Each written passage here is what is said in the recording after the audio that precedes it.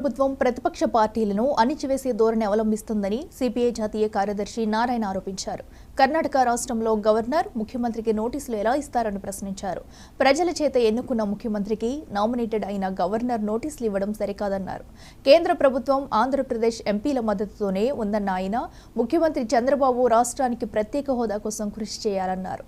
మాజీ ముఖ్యమంత్రి జగన్మోహన్ రెడ్డి ఎన్నో పాపాలు చేసినందుకే 11 సీట్లు వచ్చాయన్నారు.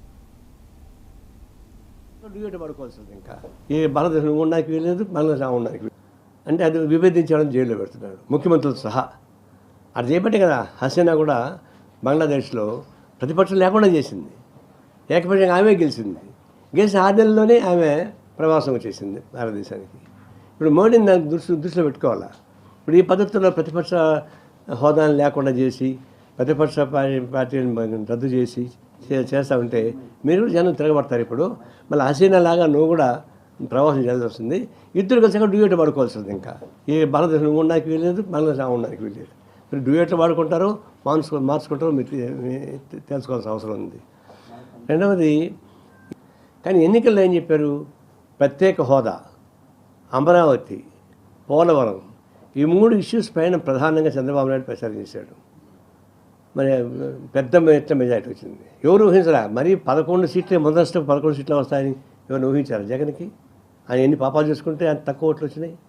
మీకు ఎన్ని వచ్చినాయి? ఇప్పుడు ఎందుకు కేంద్ర ప్రభుత్వానికి నిలలేకపోతున్నారు? మేమేం డిపెండ్ అయ్యాడు.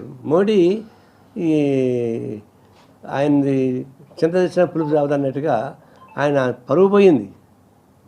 ఓట్లు తగ్గినాయి, సీట్లు తగ్గినాయి. చంద్రబాబు నాయుడు నితీష్ కుమార్ లేకపోతే ప్రధానమంత్రి కాడు. అంత తగ్గిపోయినా కూడా ఆయన పవర్ ఎందుకు పెరుగుతుంది? దానికి కారణం వీళ్ళే. ఇప్పుడు డిమాండ్ చేసి ఆ ప్రత్యేక హోదా సాధించుకోకుండా ఆయన చెప్పినట్టు వింటున్నారు. బడ్జెట్లో కొంచెం డబ్బులు కేటాయించారు, ఎంగిల్ చేతులు ఇచ్చారు. అది ఇప్పుడు మంచిగా ఉంది కాబట్టి ఇచ్చారు. అది కూడా అప్పు ఇచ్చారు. అమరావతికి వాళ్ళు గ్రాంట్గా అది ఇచ్చింది, అప్పు ఇచ్చారని అందమైన నిర్మలా సీతారామన్ చెప్పుకుంది. అంటే అది విభేదించడం జైల్లో పెడుతున్నాడు ముఖ్యమంత్రులతో సహా. అది చేయబట్టే